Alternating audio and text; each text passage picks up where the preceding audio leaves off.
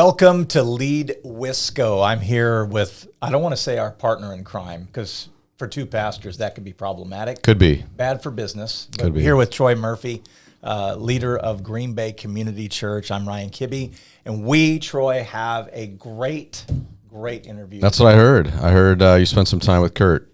His name is Kurt Owens, and I spent probably an hour and a half on the phone. I said, hey, Kurt, can I have a quick interview, a pre-interview? And an hour and a half later, when I dug into his story, I was blown away. You're going to be blessed by Kurt's story. So let's bring him in. Kurt Owens, welcome to Lead Wisco. How are you doing, Kurt? Hey, I'm doing fine, man. Thank you guys for having me today. Yeah, absolutely. I'm going to list off your resume real fast, and then we're going to get right to who you are and what all is happening. Number one, Bridge Builders Ministry. Kurt is the founder. He's the leader of the nonprofit missional ministry, Bridge Builders. He's an overseer of a network of churches in the Milwaukee area called Milwaukee Declaration. And when we dig into that later, you're going to be amazed at all that's happening in his ministry, as well as Central City Church Planters. He's the founder and the president. Bottom line, Kurt, you're busy. You're a pastor. You're a leader.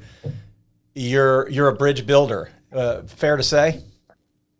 Oh man, absolutely. I keeping myself pretty busy nowadays. I'm already tired by the titles, but I know that God is doing some great things. Hey, I want to get right at this. Is your story? Let me just kind of give some of the details to set some of you up here.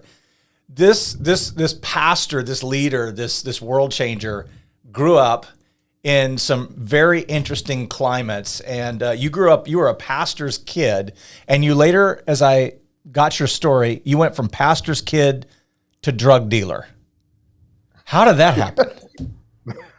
Oh man. Well, for me growing up, salvation was a two-part process, and I could not get past the second part of the process. And after a while, I became angry at God because I didn't understand why He didn't want me. I just began to look at God as like this cruel dude that's just giving salvation away to his friends. Wow. And I certainly wasn't one of his friends. And so I just said, screw it. And I turned to the streets, and the streets seemed to embrace me. And so, at a very young age, I got involved with gangs and started running around with gangs. And when I became a younger adult, went from gangs to actually becoming a drug dealer, which, it turns out that I was pretty good at that. Hey, can you, I just want to stop for one thing, because there's a lot of research in this, and I'm curious, Kurt, you just said something that really triggered for me. The streets accepted me. Yeah. What is happening in the church that we're not actually modeling the love of Jesus to actually accept people? Because you said something that's profoundly true. The right brain really we're more profoundly impacted by right brain, which is relationships. And so here the street says, come on, Kurt, we love you. What's the problem in the church today, you think? Because why aren't we accepting people like that?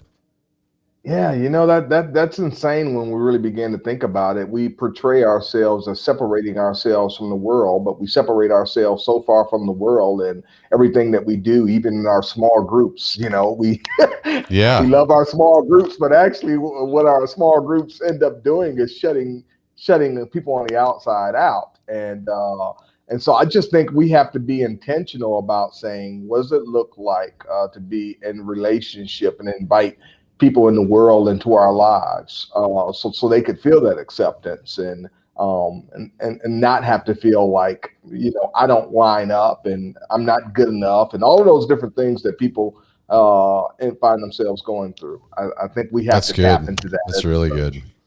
Well, first of all, Kurt, I can somewhat relate to you because I also grew up a pastor's kid, and one of my great transgressions was mooning a church of 5,000, mooning them on a Christmas Eve pageant thing. And so, yeah, I got in trouble. I didn't move to drug dealing, but that did happen. Okay, moving on. That was just worthless information, Troy. I just thought I'd throw it. Thanks for offering. I will not moon the audience today. Thank you. Kurt, I need to go back to something here. One of the things that Troy picked up on too, there's a lot of reasons why our journeys go this way and that way. Like for me, when we were talking before, my parents' divorce took me into a trajectory where I walked away from God for 15 years. You grew up a pastor's kid, you said. Here's the question I have for you is, was there a defining moment that took you, especially when it came to the way your dad's upbringing was in Mississippi? We talked about some of the oppression that he felt there. Was some of the racism that he felt, we're going to get into some things here, but was some of that, did that help shape your life narrative at that age?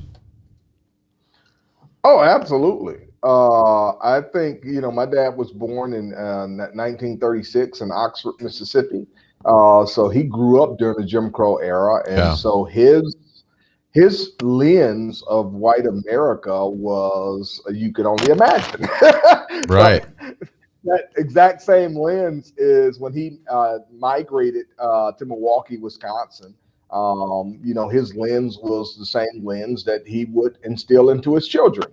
And so I grew up with this mindset that I could not become anything that I wanted to become. I grew up with this mindset that, white America would limit me and, becoming anything that I would have desired to become.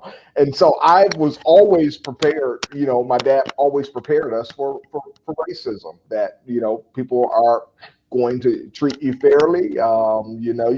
You find yourself in legal trouble, it's going to be worse for you than anybody else, and all of those different things. And so, I grew up with that mindset, not only in my household, but when I went to school, I was sat in front of a TV, and I remember in probably kindergarten, and they had me watching the civil rights movement, and I'm watching dogs bite people who look like me. I'm looking at water hoses be sprayed towards people who look like me. And so not only was I impacted at home, but it was reinforced at school.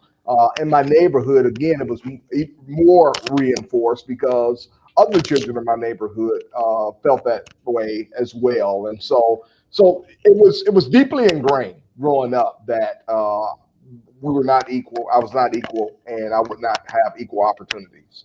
Wow. Hey, Kurt, just so you do, hold your mic a little bit away from your sweater. As you get excited and tell us your story, we can hear the excitement. But I think help us understand then, how did the mindset of white America, which I think you'd agree started to seed in the reality of racism against you, but how did you then become, was there a point at which you recognized or started to see that you became racist yourself? Did that happen? That's a really good question. Actually, I think I was constructed. My mindset was constructed to believe a certain way about all white people. I just assumed that all white people were evilly racist, and so I don't know if that's a racist mindset all in itself. When you take a whole group of people and you just deem them all as one way, that was just kind of my mindset, because it was reinforced at home, my neighborhood, as well as at school. Yeah, and I ask it because, I mean, at least now would you agree, we've broadened the definition of racism in this modern culture.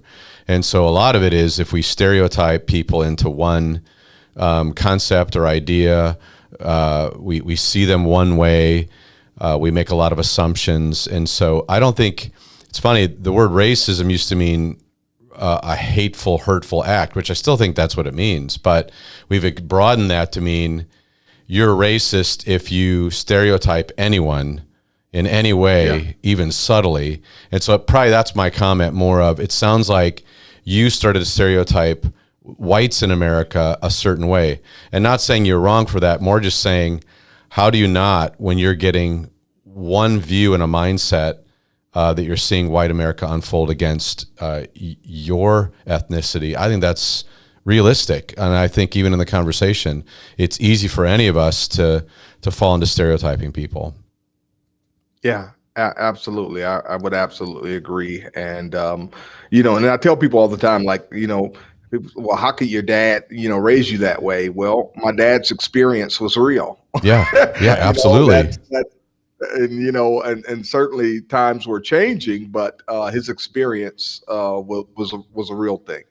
Kurt, let me pivot real quick. Well, I want to come back to this thing on racism because this is a big, big part of what God is doing in your ministry, and I want to hit that. But going through your journey, there was a moment, so you've adopted the narrative, white people are against me and God is against me. That was a direct quote from our last conversation. Yeah. And then you're in the gangs and you're cultivating a leadership gift aimed in the wrong direction amongst these gangs. So all of a sudden, the seeds of greatness are being fostered and watered in the wrong place. And then all of a sudden, you're at a place where you're square in the face of a gun. Talk to me about that moment where God intersected, two worlds collide, and your whole world changed in that gang. Yeah, absolutely. Robbed 3 times by gunpoint. I think the last time that I've been shot at, and it was just the last time that I was robbed where it did something to me. I was told to get on my knees, and probably a couple of weeks prior to that, a friend of mine and his dad was murdered in the same way. They told to get down on their knees, and they were both executed in the back of their head. And so now I'm being told to get down on my knees, and I'm just figuring, this is it. And I just remember just saying, Lord, forgive me. I figured that's all I had. And I was actually surprised that I had enough time to say that. Yeah, right. But I said, Lord, forgive me. When I seen that I was still alive, I just like, well, God, if you can get me out of this situation, I'm going to change my life. And I didn't know what I would have to do to finish the second part of the process, but I was willing to do it. Yeah. Wow. And one thing led to another. I made the decision that I wasn't going to get down on my knees, and I told the gunman, I'm not getting down on my knees. You'll have to shoot me while I'm standing up. And the other gunman asked for the money. I didn't, they had already stole all the drugs and they wanted money. And so I led them to the top porch. I was on the second story. And I led them to the top porch, and I opened up the door. I couldn't believe they let me open up the door. But when they let me open up the door, I saw the sun. And the sun was the most beautiful thing I ever seen in my life, because it appeared to me that I saw the sun in the sun. Wow. And I reached underneath the banister on the second story porch, and I just flipped my body off the banister.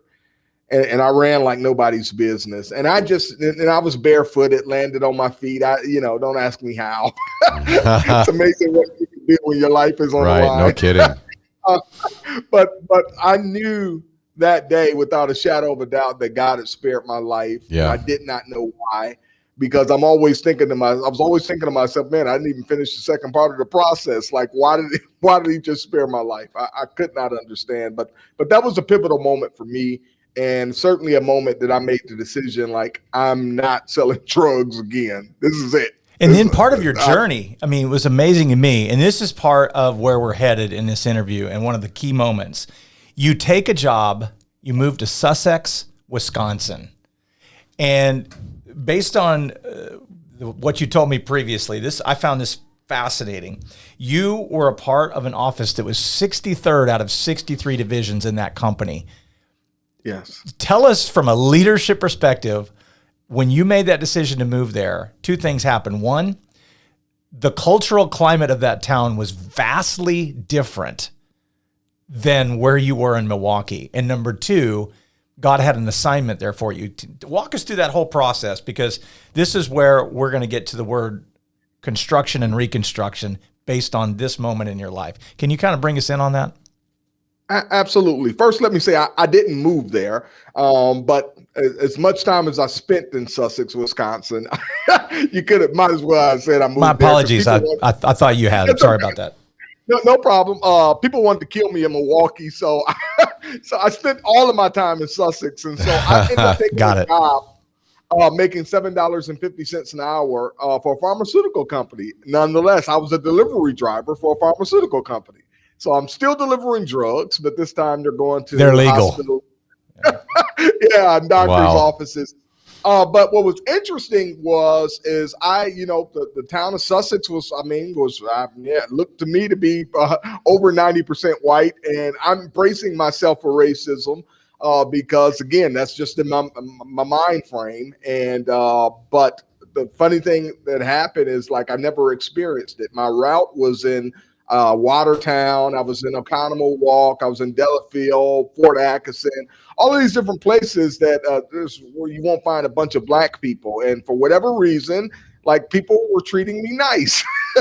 and what ended up happening, even at my job, my boss, he asked me to come off of the road, and he was a young white guy, and he brought me into the warehouse, made me warehouse manager. And, from there, he asked me, he's like, well, if you're willing to come into the front office, I'll train you on anything that you want to learn if you're willing to punch out.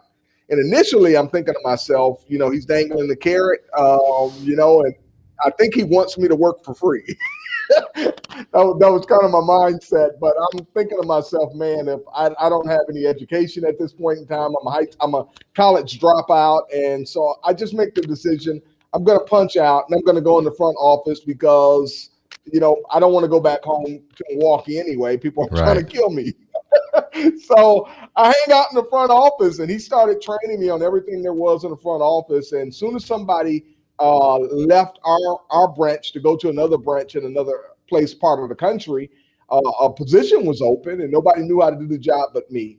And when he placed me in that first role in the front office, that's when I realized, okay, wait a minute, this guy's not dangling the carrot. Like, this guy actually has an interest in me. And it blew my mind because I really didn't think it was possible. Because white America is against me, right, Kurt? Exactly. White people. What is going on here? This doesn't fit my narrative. Right.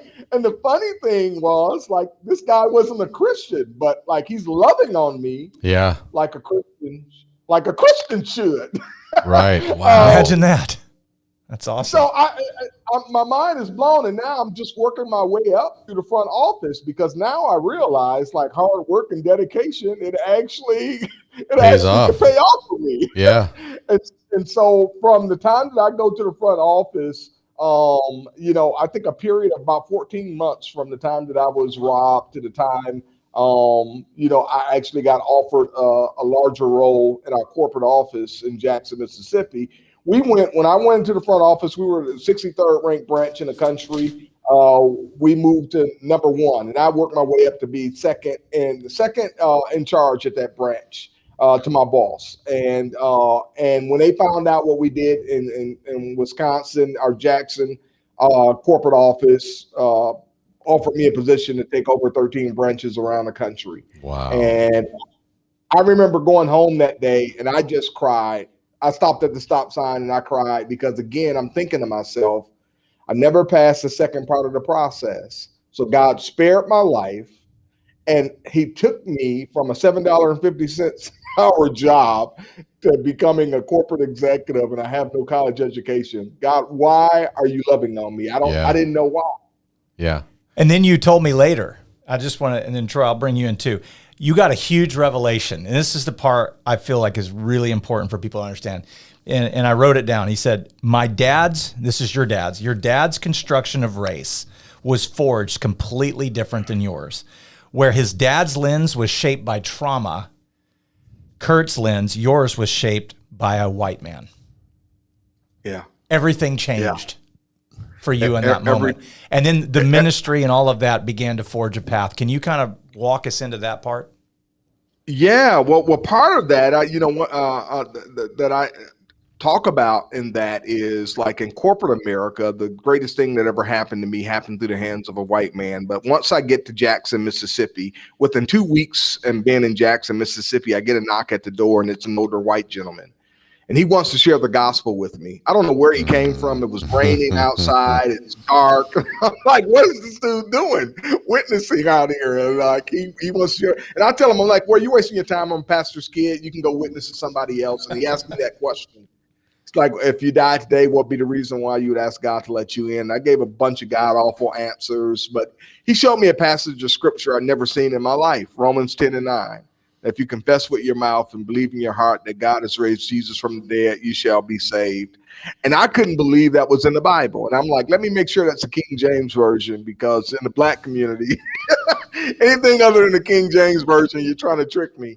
But he had a King James Version. I couldn't believe it. I'm like, and I'm arguing with him. I'm like, no, you got to be holy. You got to be righteous. You got to do this. And he's like, read it again.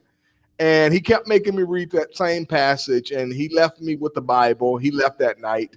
And I tossed and turned all that night. And probably about 4:30, 5 o'clock in the morning, I come to the conclusion, if that's true, then I've been saved since I was 8 years old. And I just cried like a baby because I couldn't believe like that somebody like me could have salvation. All these years I've been living on the outside, not understanding why my life was spared, not understanding why I was one of the few of my friends that didn't go to prison, and all of these things. It began to just manifest itself. But on the other end of that, and get to your point, it was like again in the very state my dad was born and raised in. I found salvation through the hands of the you white were man. born and saved. Wow. Born and raised, born and saved. That's good. Let me ask you. So, Kurt, I'm a strong believer in the fact that our stories, and they offer, and I'm going to steal the word you use. They reconstruct or they construct how we think, how we live, and we operate, and whether they're lies we believe or good things. In that, I think Americans tend to think that trouble, persecution, hardship are all negative. They're bad. When I actually think there's a gift in it. And I want to go back to the gang era. Have you figured out what gift you were given in the midst of that season? Wow, when I was a gang, well, it's funny because it was leadership. Yeah. Hey. The ability to get people to follow you. And I use it as a sermon analogy one time. It's like just how easy it is to stir up mischief in people and to get people to follow. But what does it look like to stir up, as Hebrews tell us, what does it look like to stir up goodness, love, and good work? And it's like, and so you could take that same dynamic that you use for the enemy, and you can use it for pushing the kingdom forward. And wouldn't you agree too? What a great message for us to recognize and realize that even as, we've seen great leaders fall and misuse power, how in that position of leadership, it's great weight, burden, and responsibility, because the inner part of our life can rot really quick.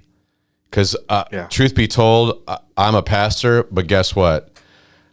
Too much power that I don't have a sense of bringing that before God, like a humility or a surrender of that, it'll get me. And you probably watch that unfold in that situation, but we would all agree we're watching that unfold even in, it's not just gangs, it's Christians, it's corporations, it's all over our world. Yeah, I would certainly agree, and I just think we're in a place in time right now. I think during this COVID season that I think every church, every leader, every pastor needs to look within and begin to start asking some of those same questions, like, God, have we been pleasing to you, or do we need to revamp? Everything we've been doing, everything that we've been thinking. God, what are you saying? I want to then escalate the conversation to all of a sudden now you've got a whole new paradigm shift, Kurt. And in our conversations previous, you talk about that transition from what you were doing in the business realm, and you felt a call into full-time ministry. And I'm going to say this statement that you brought to my attention that, almost from a biblical perspective, you were born for such a time as this. But you said this, you said, I'm not into racial reconciliation, but you are into racial reconstruction. And that is what's driving you. And people are like, what do you mean you're not into racial reconciliation? Right. That thought process and what Troy brought in about being constructed and the lenses with which we see. Yeah. that has driven you to the time we're in right now. Can you take us from Mississippi to the ministry and the two terms racial reconciliation and why you don't like that term and why Reconstruction is so important to you? Absolutely. I'm gonna let me just start with the reconciliation and Reconstruction. First off, reconciliation never made sense to me, because there's never been a time in America where the overall Black and white community has ever been reconciled. Right. So I agree. What are we reconciling to? Right. Exactly. Certainly there's probably been some personal relationships between, white and Black people, but just the overall dynamic, there's never been a time where the Black and white community has been in peace in our country. And so, a man can be reconciled back to God because at one point in time, man was at peace with God, but man can't be, Black and white men can't be reconciled back to each other because we've never been reconciled. However, I use the term Reconstruction because we were all constructed one way or another, and this goes for Black and white people. I think racism and all of that that's learned behavior. That people don't just wake up in the morning and they'd say, you know what, I don't like what color you are. This is all learned behavior. So whatever family that you were brought up in and whatever community you were brought up in, you were constructed with a particular lens to believe and to think about a particular group of people in a particular way. And until you have a different experience, you can't be reconstructed. And so for me, my experience was it reconstructed my lens, because initially my lens was based off of my dad's experience, which was a real experience. But my reconstruction was based off of my young white boss who put his arms around me and loved on me the way the church should love on me, and who wasn't even a Christian. And then, I go to Mississippi and, there's this white guy who shares the gospel with me like I'd never heard it before. And, and I realized like, man, I'm a child of God. How amazing is that? And so all of a sudden I realized I could no longer use broad strokes on a whole group of people. It was at that point in time I realized, does racism exist? Yes, it exists. Does it exist in every person? Absolutely not. And I started focusing my attention on the people who were good. Because the Bible, Jesus says, by the fruits you will know them. And so I found myself being driven by being a fruit watcher. So I never protest anything. I love that. Wow. Fruit watcher.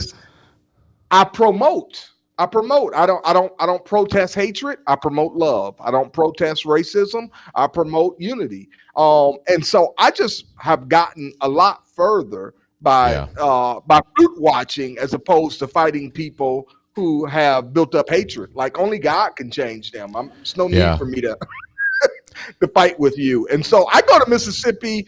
It was also ethnically different for me because it was the first time in my life I've seen Black people in professional roles and, educated, in my community in Milwaukee. I'm not saying it didn't exist, so don't get me wrong, but just in the community that I grew up in, I didn't see any white collar Black people. I only saw blue collar Black people, and that didn't appeal to me. Right. But when I went to Mississippi, at our church, everybody was educated except me and my wife. and so it stirred something up in us where we wanted to become educated. Even though I was a corporate executive, I wanted education. Came back to Milwaukee and planted my first church. And, God just began to start stirring some things up there. So I was bivocational initially and would eventually quit my job and do ministry full time as a volunteer pastor. Good for you, brother. That's real New Testament too, by the way. I think we've made careers out of a spiritual position that might be one of our biggest problems too in America. Hey, I do want to talk a little bit about, I love your story. I think your story is amazing. And I would say, it's a confession too. I think one of the stereotypes we hear African American story, a black person story, Hispanic story, we can already kind of, oh, well, there's got to be a story of gangs or immigration. And I think that's part of the stereotyping we have to break. But so it's not that really I'm fascinated with. I'm just fascinated in the midst that God used your story actually to shape you, that actually you have become who you are because of your story. You needed the gang years, which is crazy to think about. God redeems the mess and the brokenness that we're in.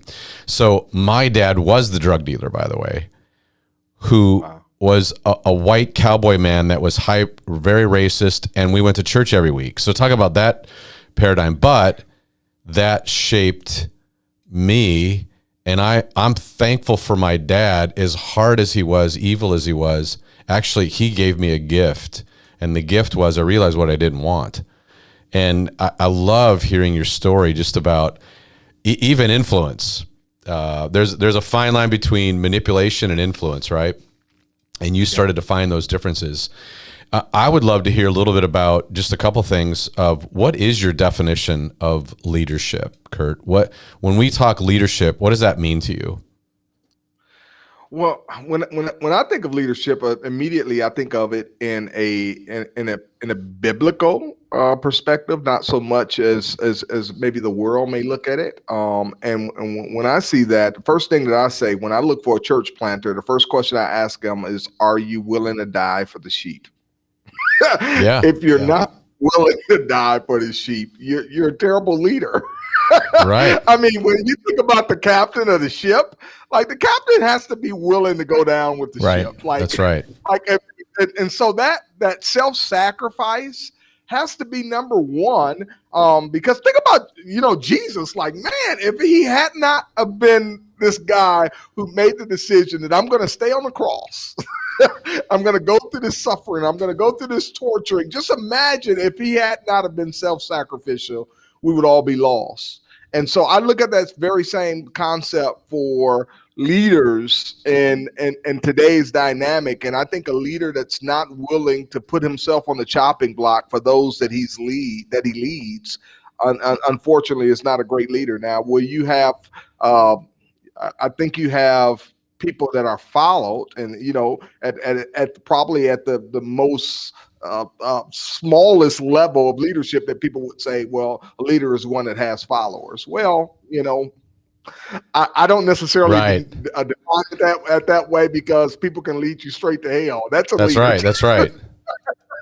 So me, when I think of leadership, I'm always thinking of from a Christian perspective. Yeah, through a biblical lens. Yeah, which you're right. We would probably argue and say leadership, whether leveraged for good or evil, is very present in our world. And so to differentiate that is interesting. And so there's a world idea of leadership, which means followers, people doing the stuff you want them to do, but there's a biblical definition that looks really different. And it almost has a little bit more to do with losing followers, losing popularity. I mean, there's like a death to self, right? Yeah. So it is. You just hit it right on the nail. And I've kind of went through that process in life where I had to make some decisions of what would be good for Kurt versus what would be good for the kingdom. And I think at some juncture every leader would be faced with that conundrum. And a choice has to be made, and that's where a real true faith walk begins to come. Right. I think that speaks to part of the reasons of why I walked away from a very good paying job and became a volunteer pastor full time. Yeah. And not only did I do that, but God really challenged me. And I thought I was going crazy at one point in time, but I didn't realize that money was an idol for me. Yeah. And it was. But not only did I quit my job, but I cleaned out my bank account and I gave all the money to the church. Wow. And let me tell you, like, God just took me through a period. I lost 40 pounds. I was going through at that. Is that all it takes? Is that all it takes? Empty out the lose bankroll? 40 pounds? I maybe do that. I might do that, actually. We don't advocate this. No. Hey, Kurt, I got a question on leadership. Troy brought up a great point about leadership. I want to just ask you about challenges, your leadership challenges. What would you say your biggest challenge as a leader? So you get this all-in process of you're now leading in a church. And a couple of things I gathered from you in our first conversation when we were talking is that, here you are, you've pastored in a predominantly white church and a predominantly African-American church. You have had experiences in both. And as you've transitioned and moved into your current ministries, what would you say the biggest challenges and obstacles you faced as a leader as you moved into full-time leadership in the church ministries? I think one of the things that I could say that was a great challenge for me was disconnecting myself from what everybody else is doing. We live in a copycat society, and so this is the way you plant churches. This is the way you do ministry. There's a model for this, and there's a model for that, and then there's wanting to be a part of the circles, and wanting. We're always looking for acceptance, no matter what we're doing. And so I think for me in ministry, that was a great challenge for me because I wanted to fit in somebody's circle. And it was not until I realized and began to embrace exactly who it was that God called me to be. Because at one point in time, I'm telling you, I was wearing collars and suits and wow. And I mean that because those were the circles that I come from, and that was the way people say you did things. And all of a sudden, God was just challenging me to be exactly who it was that He called me to be. And when I embraced that, the moment I embraced that, just things just really began to change for me throughout the course of that. And so from ministry to ministry, and that's from going from an all black ministry to going to a predominantly white ministry, then comes, more new challenges, right. The way you preach to an all black congregation versus the way you preach to a predominantly white congregation is different. It is different. Very different. And so I had to learn how to preach to Trump supporters on one side of the aisle and people who were heavily left on the other side of the aisle. Like, how do you do this without upsetting anybody? Right. And I just came to the conclusion that I would upset everybody because that's exactly what the gospel does. And I was really thankful for that because it was in the challenge of learning who God called me to be. It allowed me to free myself from everybody else's expectations. I was able to free myself from political leanings, and I could just focus completely on the gospel. And I'm just like, at one juncture, I just got to the point where I didn't care who got upset because I preached the gospel. Right. Like, if you hadn't been offended, then it's probably because I didn't preach the gospel. There's a real connection as I look at your story, and I'm going to bring us up to current speed with your Bridge Builders ministry, because there's some crazy cool things that I'm hearing that God is doing through your ministry in that. But looking at kind of the vision, Kurt, you're part of Milwaukee Declaration, which I'm going to let you expound on, Bridge Builders.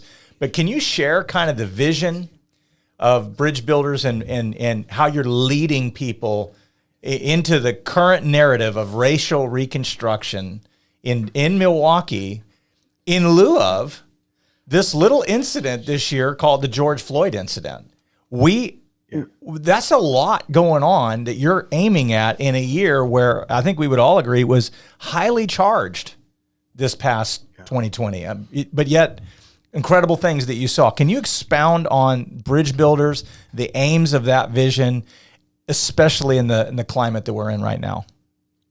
Yeah, well, the mission of Bridge Builders, and we launched Bridge Builders about 5 years ago, while we were looking at launching a new ministry in the neighborhood, and part of that was, we need to engage our communities in ways that the church has not engaged our communities, and because we're always asking the church, we're always asking communities to come to us, and in my community, I mean, the prosperity gospel gets a bad rap, and many people in my community think the church is all about, what can you give the church?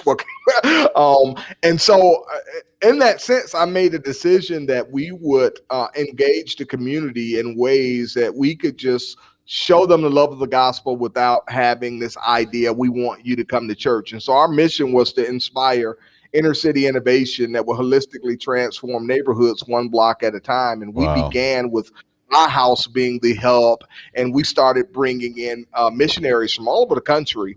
Actually, that first year, I brought in 250 missionaries from all over the country, and they were coming from rural areas. They Wow. were coming from urban areas, and pretty much over 90% white, the people that came into our neighborhoods. And we began to come alongside some of the residents in the community, because I had knocked on doors and heard some of their concerns and some of the struggles that they were going through, and at no cost to the residents whatsoever. We were replacing the roofs on the garages, putting new siding on the garages, and putting up garage doors. We worked right in the middle of the alley because that's where I saw the drug deals happening, and some apparently drug dealers don't like selling drugs when there's 50 white people in the alley. uh, and so so it just ended, that killed the drugs being sold in the alleys where I lived at. But what ended up happening, what was really powerful, is that people would knock on doors of our residents and they'd be like, hey, my pastor lives on this block. And, we're just walking around trying to get to know some of the residents of this community. And let me tell you, none of the residents pictured me as their pastor, because there's not many, well, very, very few black pastors pastoring white congregants. And so what that did is it opened up the door for people to come into our community without having to worry about, am I going to be viewed as the great white savior coming into this neighborhood? Because everybody knew that people that were coming into this neighborhood, they came with me. And so that was powerful, the fact that I remained present, because God had challenged my heart and stopped me from moving out of the neighborhood and moving to the suburbs. And God didn't allow that to happen. I stayed and I remained, and we launched Bridge Builders. And so we purchased a dilapidated property down the street from my house. We renovated it, and this is where I'm at now. This is where we office. So we will never have a commercial building. We'll always operate within a neighborhood out of houses so we can be part of the fabric of the community. But That's what I awesome. saw what was happening is I thought we were going to improve the neighborhood by helping people fix their homes and, just build some relationships and things like that. But what I saw God doing was we were actually creating a platform where black and white people were able to connect in non-threatening ways. And so it was just, and this was happening in the midst of this great racial divide that was happening all around us. Right. But yet, Right. on 40th and Hampton, God was uniting the black and white communities with people that would have never had an opportunity to meet one another. And so the beauty for me was to take somebody that I had a kid here from Green Bay, and like, okay, he went back repenting because he told me when he came, he thought he wasn't going to see nothing but a bunch of terrible people who lived in the central city, but he met some wonderful people here. And so the win for us was like, he's going to go back to Green Bay and he's going to tell people, hey, wait a minute. I experienced the Central City. It's not like what you see on the news. And same thing for the people that were here. There were some people that were here that believed that everybody on the outside were like against them, kind of like how I was constructed. And their minds were changed. And so what we're saying that with Bridge Builders is what God was doing is he was allowing people to have their minds racially reconstructed, just simply by the love of the gospel. People coming alongside you, loving on you for no reason whatsoever. You're trying to figure out why, That's so but good. that's the love of the gospel. And because I was a recipient of that, I've just kind of taken that same model and to allow that to be used in our community. So good. And so that's been beautiful. It's been a beautiful picture of what God has been doing. Let me ask you a question. So you are experiencing, it seems like white churches, multicultural churches, obviously black churches. Let me ask you the question, what do you wish white churches would know? What do you wish could happen with white churches specifically? One is that there's some great people in the city of Milwaukee. There's some great leaders in the city of Milwaukee that are under resourced. There's some decent theology in the central city. The black church has stood and existed minus any help from the white church for over 400 years. Even when slavery was happening, the black church has been very, very resilient and being able to do that. And I think it's really important for white churches to understand that we got something to learn from one another. The black church has something to offer the white church, as the white church has something to offer the black church. And I think the more we find ourselves in relationship, the more we can begin to start benefiting from the whole of what God has created in the earth.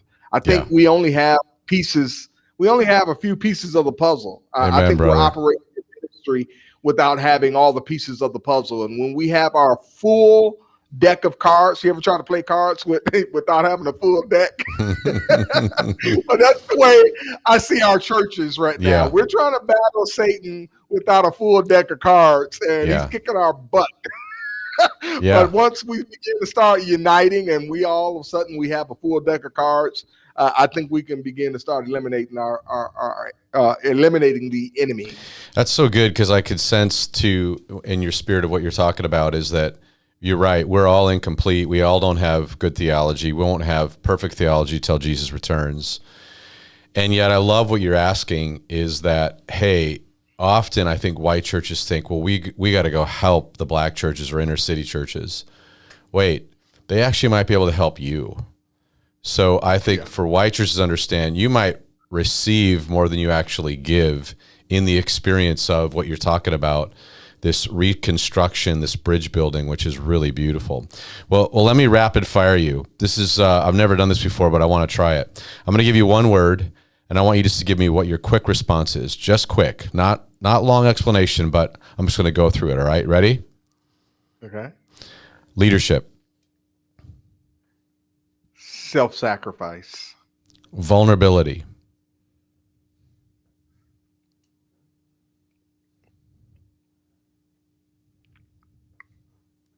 In what? Well, I don't know if I can do that one in one word. No, you can say it in a couple words. Go ahead.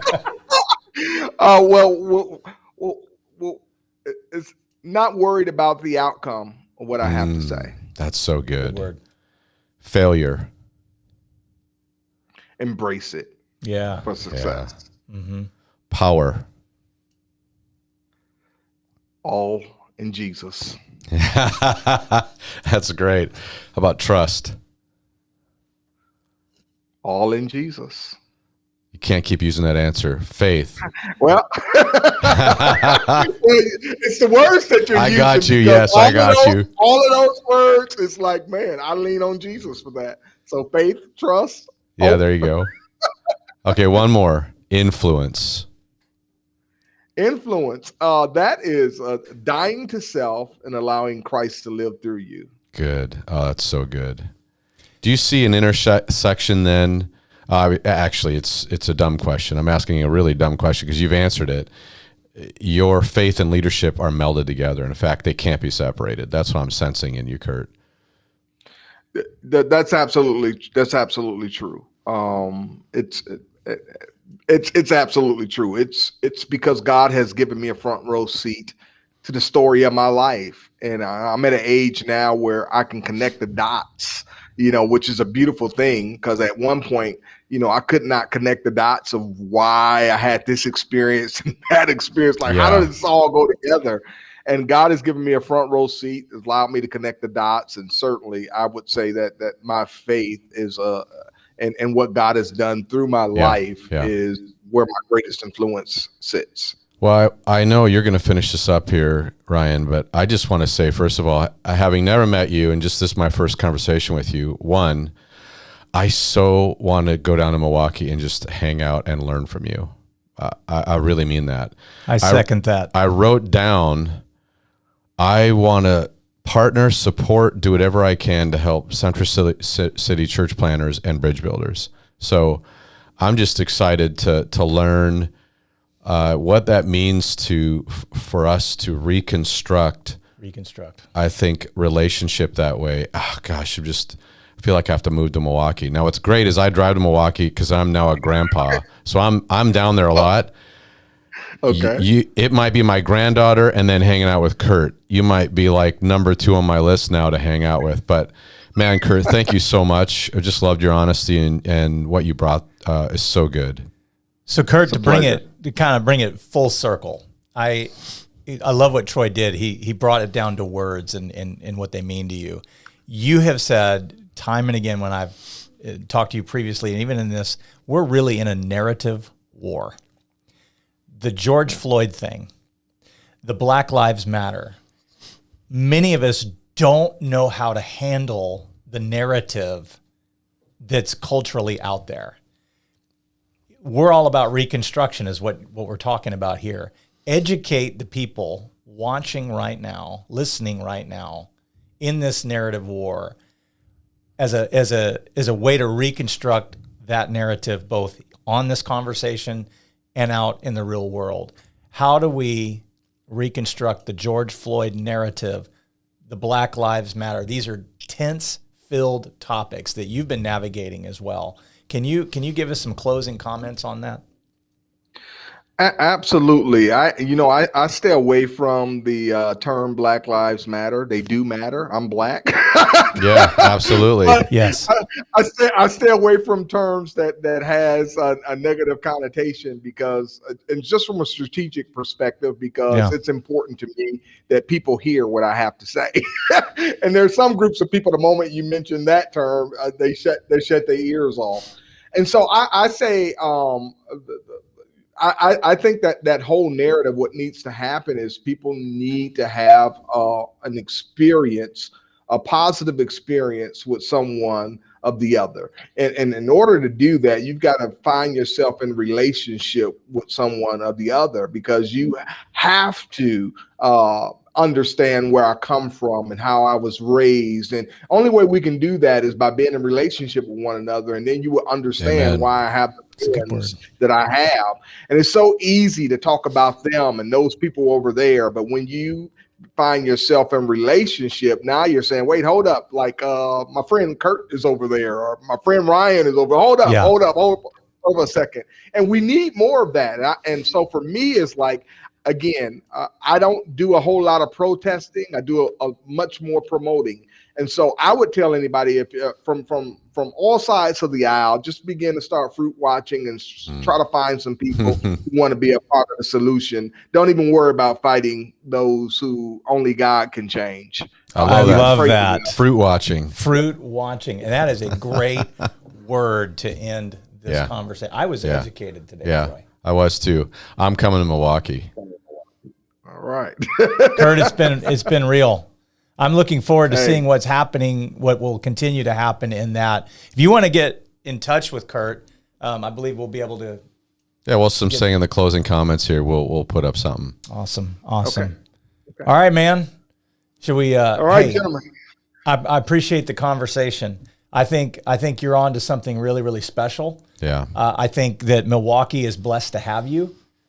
I think people's eyes are open to some things today. And remember, behind every leader, there's a story.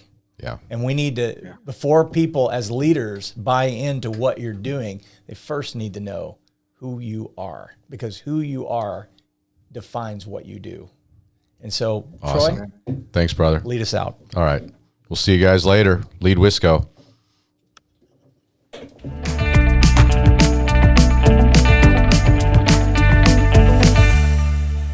Hey everyone, thanks so much for listening today. Hopefully you were moved by some of the things Kurt had to say, maybe his ministry, or maybe you want to learn more. If that's the case, feel free to send him an email or give him a call. I'd love to talk with you. If this episode was helpful to you, we'd be so grateful if you subscribed or followed us, left us a review, or shared our podcast with someone that you think may benefit from it. If you're looking for more leadership content, be sure to check out our social media. We post snippets of these episodes, leadership development resources, and more. If there's someone you think would be a great guest for us to talk to, feel free to message us on social media or send us an email at leadwisco@gbcc.me. Thanks for listening and have a great day.